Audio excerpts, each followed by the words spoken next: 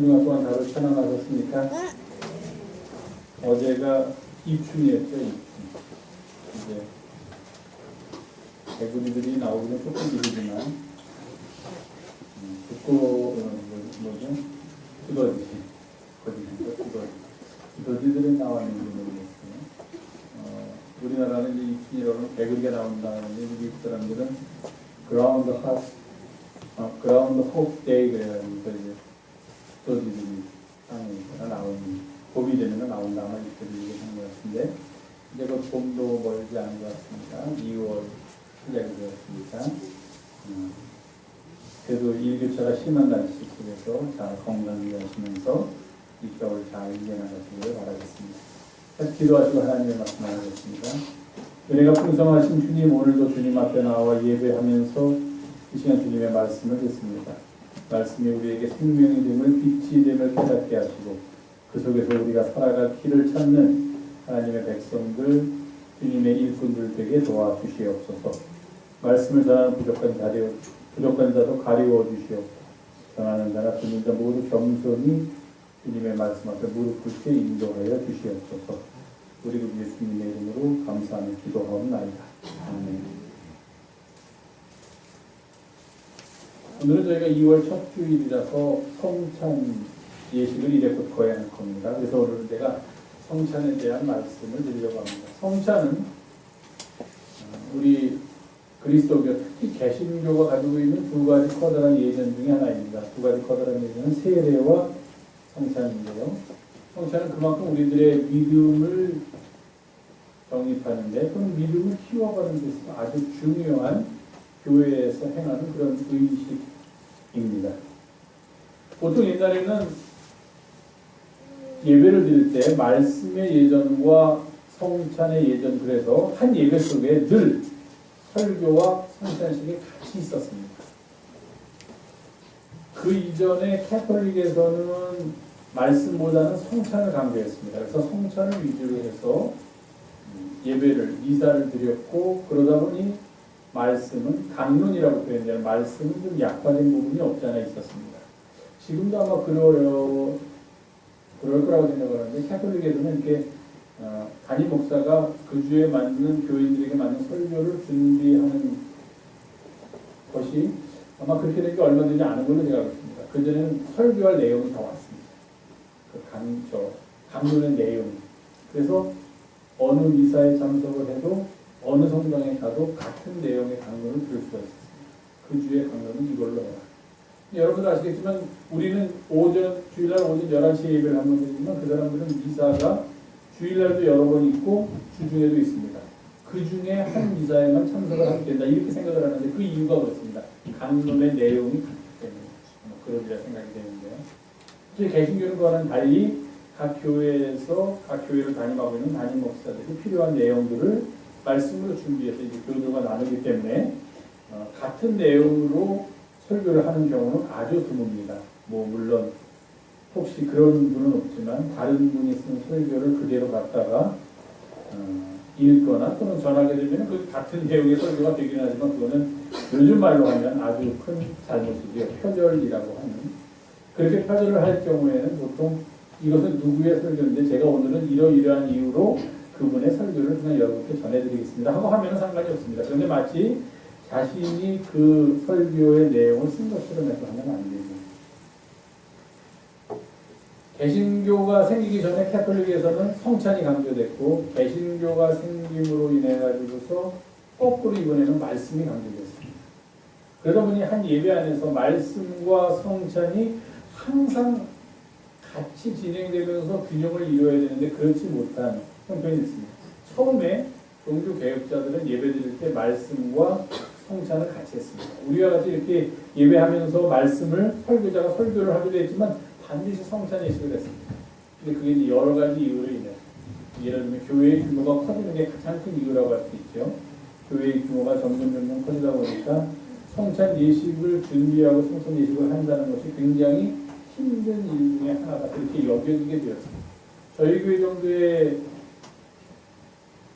교회라면 사실 매주일 성찬을 해도 크게 준비하시는 분은 좀 힘드실지 몰라도 매주일 성찬을 해도 크게 문제가 되지는 않지만 만약에 규모가 좀 커서 한 2, 300명 정도만 모인다고 해도 그것을 매주 성찬을 준비하고 예배 시간에 그 성찬 예식을 거행하다 보면 시간도 오래 걸리고 해서 그렇게 하지 않는 경우가 많이 있는 것 같습니다. 요즘은 힌두에서는 보통 뭐 1년에 부활절이나 성탄절 2번 정도 뭐 성찬을 한다든지 또는 성찬에 대한 그 의식이 점점 좀 사라지고 있는 그런 모양새이기는 하지만 그래도 이 성찬은 우리 그리스도교에서 행하는 아주 중요한 그리고 꼭 필요한 그런 예식 중에 하나입니다. 그렇기 때문에 성찬은 그것 자체가 신비다 그렇게 말씀드릴 수가 있습니다. 주님께서 잡히시던 날 밤에 그때 6월절의 가장 큰 명절인 유대인들의 가장 큰 명절인 6월절이었습니다. 그 6월절에 식사를 하시기 위해서 제자들과 한 식탁에 목요일날 저녁에 둘러 앉으셨는데 그것이 예수님의 이 땅에서의 마지막 식사였습니다. 식사를 하시기 위해서 제자들이 둘러 앉았고 그들이 늘상 먹는 대로 우리 같으면 밥과 국이 있듯이 그들이 먹는 빵과 포도주가 있는 그 식탁에서 갑자기 주님께서 먼저 빵을 드시고 떼어서 제자들에게 주시면서 이것이 내 몸이다. 축사하신 후에 잔도 그와 같이 하셨다라고 세 복음서에서 마태복음, 마가복음, 누가복음서에서 기록하고 있습니다. 떡을 주시면서 이것이 너희를 위해 주는 내 몸이다 그렇게 말씀하시고 잔을 주시면서 이것이 너희를 위해 흘리는 나의 피다라고 주님께서 말씀하셨다는 것입니다. 그런데 요한복음에서는 예수님께서 잡히시던 날 밤에 제자들과 함께 6월절 식사를 하셨다 하는 내용은 있지만 그 내용 중에 예수님께서 식탁에 있는 빵과 포도주를 들고 이런 일을 하셨다라는 것은 기록되어 있지 않습니다. 그렇다고 해서 성만찬에 대한 이야기가 또는 성만찬에 대한 주님의 말씀이 없느냐면 또 그것도 아닙니다. 그 내용이 있습니다. 어디 있냐면 바로 요한복음 6장에 있습니다. 요한복음 6장은 예수께서 디베레아의 갈릴리 호수, 갈릴리 바다 건너편에서 큰 무리들을 먹이신 이야기, 즉 우리가 흔히 알고 있는 오병이어의 이야기가 나옵니다.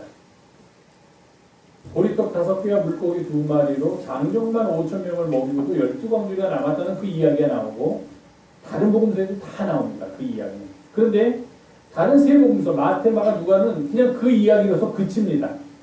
그렇게 예수님께서 하셔서 사람들이 놀랐다 하는 걸로 그치는데 요한복음서에서는 그 일이 일어난 후에 장황하게 그 일에 대한 설명이 나옵니다. 설명.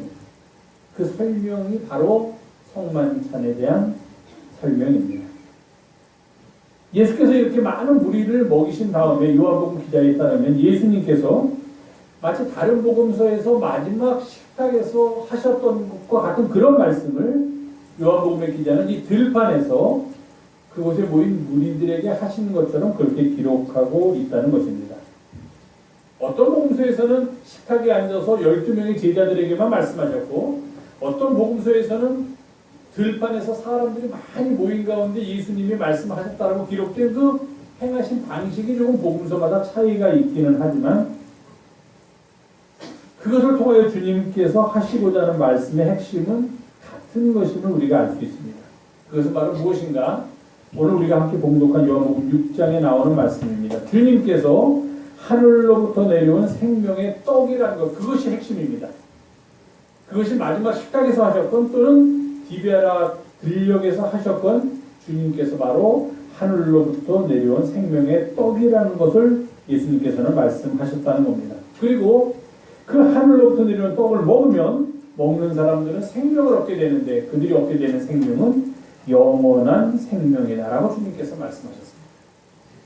지금까지 사람들은 살기 위해서 세상의 떡을 먹으면 내가 살 수 있다고 생각했습니다. 맞죠? 우리들도 밥을 먹어야 살 수가 있습니다. 뭐 밥을 안 먹고 어느 정도는 우리가 우리 몸에 있는 것들을 사용하면서 견딜 수 있지만 사람이 음식이 들어가지 않으면 견딜 수가 없습니다. 살아는 있을 수 있지만 그 살아있다는 게 단지 숨을 쉬고 있는 거지 살아있는 사람의 삶의 모습을 나타내기가 어렵습니다. 그래서 사람들은 지금까지는 내 육신을 위해서 세상에 떡을 먹으면 될 것이다 라고 생각을 했는데 예수님께서는 거기에다 하나를 더 붙여주셔가지고서 너희들의 육신을 위하여서는 세상에 떡을 먹지만 너희들의 영혼을 위해서는 하늘로부터 내려온 떡을 먹어야만 된다라고 말씀하셨다는 겁니다. 사람들이 깜짝 놀라고 게임을 얻게 된 거예요. 지금까지는 내 몸만을 위해서 내가 밥을 먹으면 다 되는 줄 알고 그것이 전부인 줄 알고 살았는데 아, 그것이 아니구나. 나를 이루고 있는 내 몸뿐만 아니라 나의 영혼이 있고 또 그 영혼을 위해서는 내가 세상에서 얻게 되는 그런 떡만 가지고서는 부족하구나 하는 것을 알게 됐다. 그 영혼을 채워줄 양식이 필요한데 그것은 바로 하늘로부터 내려온 생명의 떡이다라고 예수님께서 설명해 주시고 말씀하셨습니다. 그것을 행하는 것이 우리의 성만찬 예식입니다. 이 성만찬 예식은 그래서 우리 그리스도가 가지고 있는 신비입니다. 제가 늘 말씀드리면 처음 교회에서는 이 성만찬 때문에 크게 교회가 두 가지 일로 박해를 받았는데요. 하나는 로마 황제를 섬기지 않고 다른 신을 섬긴다는 이유로 박해를 받고, 다른 하나는 아주 불순한 사회를 파괴시키는 그런 컬트, 아주 나쁜 종교 의식이라는 이유로 탄압을 받았습니다.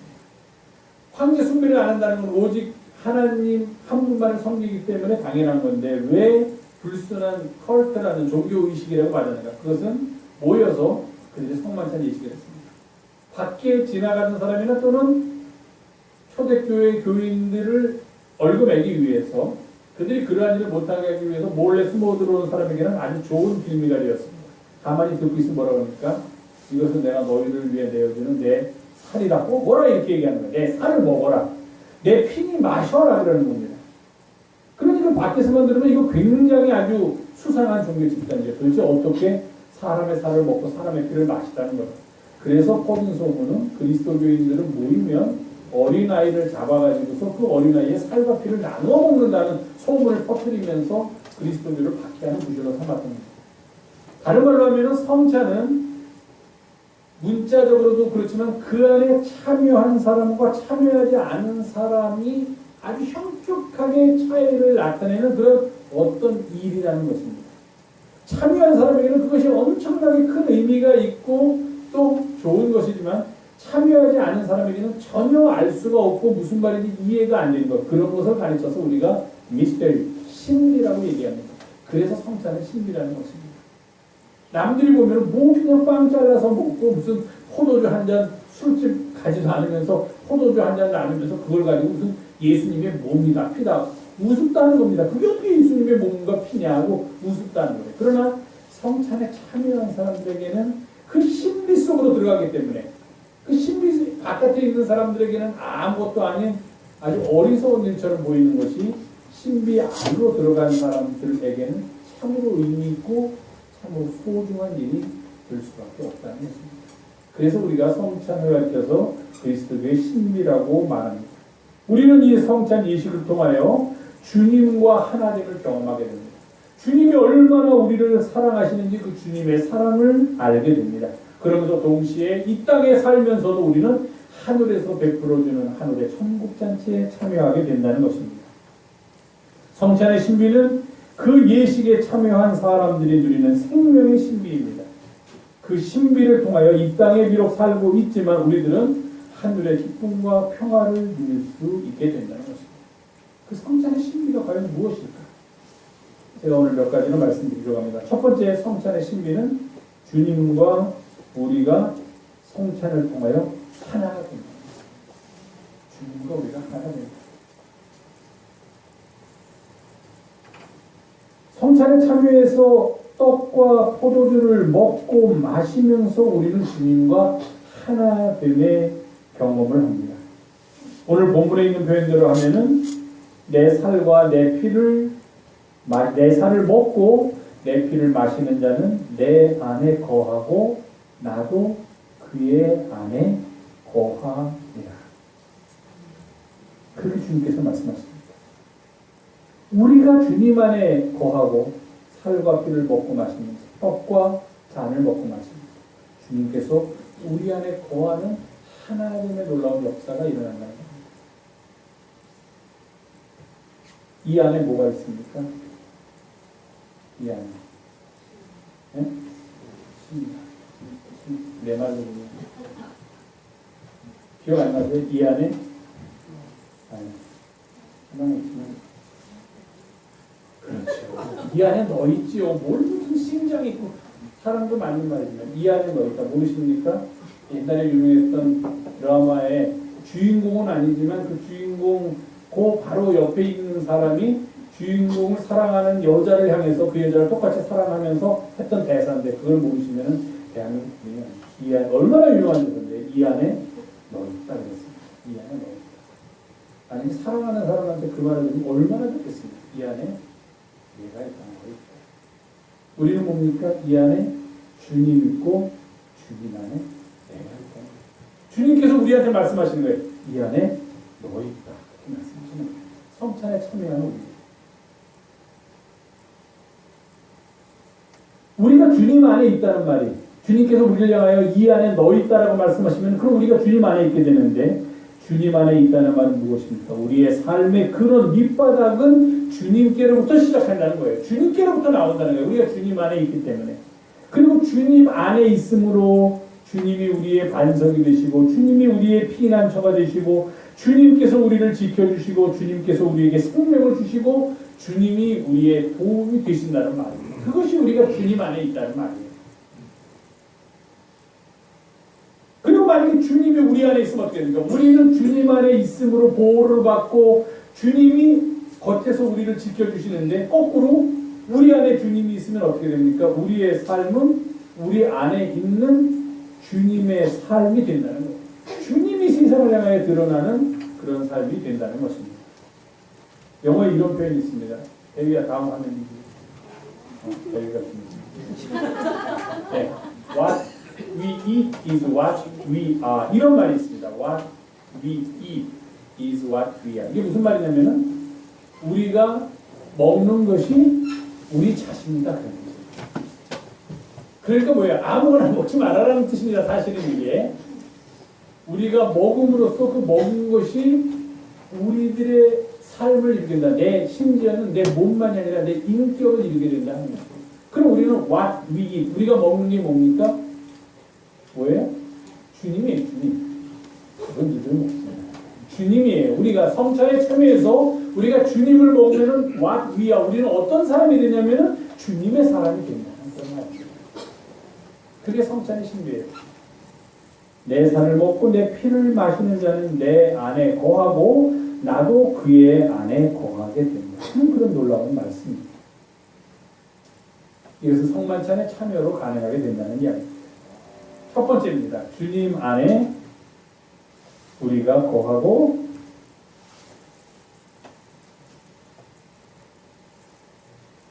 그 주님에 의해서 우리의 삶이 결정됩니다. 그게 성찬의 신비입니다. 두 번째, 성만찬이 신비인 이유는 우리의 힘으로 사는 것이 아니라 우리는 주님에 의해서 주님으로 말미암아 세상을 살아간다 하는 것을 알려주는 것이 바로 성찬을 통해서이다. 그렇게 우리는 말할 수 있습니다. 주님께서 이렇게 말씀하셨습니다. 내가 아버지로 말미암아 사는 것 같이 나를 먹는 그 사람도 나로 말미암아 살리라. 성찬에 참여한 사람은 자기의 힘으로 세상을 살아가는 것이 아니라 주님을 통하여 주님으로 말미암아 주님 때문에 세상을 살아갈 수 있게 된다는 것입니다. 그 이전까지는 내 힘으로 내가 잘나서 내가 뭐든지 혼자서 해결할 수 있기 때문에 내가 재산이 있기 때문에 내가 가진 것이 무엇이 있기 때문에 내가 이 세상을 살아갈 수 있을 것이다. 내가 그리고 잘 살아왔다라고 생각했던 우리가 성찬에 참여하는 순간 우리는 이렇게 고백한다는 것입니다. 나는 주님으로 말미암아 살아가는 것이다. 오직 주의 은혜로 나는 살아가는 것이다. 내 힘으로 살아가는 것이 아니다. 내가 잘나서 내가 뭐 머리가 좋아서 내가 가진 것이 많아서 살아가는 것이 아니라 나는 오직 주의 은혜로 살아갈 수밖에 없다. 그렇게 이야기한다는 것입니다. 주님이 내 안에 계심으로 그 주님께서 나에게 생명과 능력을 주심으로 비로소 깨닫게 됩니다. 아, 세상을 살아가는 힘은 나로부터 시작되는 것이 아니라 바로 내 안에 계신 주님으로부터 오는 거구나 하고 깨닫게 됩니다. 겸손히 주님 앞에 무릎을 꿇고 오직 주님의 은총에 힘입어서 나는 살아갑니다라고 믿음을 고백할 수 있다는 것입니다. 업으로 잔뼈가 굳었던 베드로 앞에 예수님께서 처음으로 나타나셨습니다. 물론 놀라운 일이 일어났죠. 고기를 잡지 못했던 베드로가 고기를 잡았습니다. 그때 베드로가 아이고 어떻게 이렇게 나보다도 고기를 잘 잡습니까? 어디서 나보다도 더 어부 생활을 오래 하신가 보군요. 제가 스승으로 모시겠습니다 하지 않고 베드로는 이렇게 얘기했습니다. 주님, 나는 죄인입니다. 그 말의 깊은 뜻을 그 뒤에 베드로의 삶 속에 삽입해서 우리가 살펴보게 되면 그것은 무슨 말입니까? 주님, 지금까지는 내가 고기를 잘 잡아서 살아온 줄 알았는데 주님을 만나고 나니 그것이 아니군요. 나는 주님으로 말미암아 살 수밖에 없는 그런 존재입니다.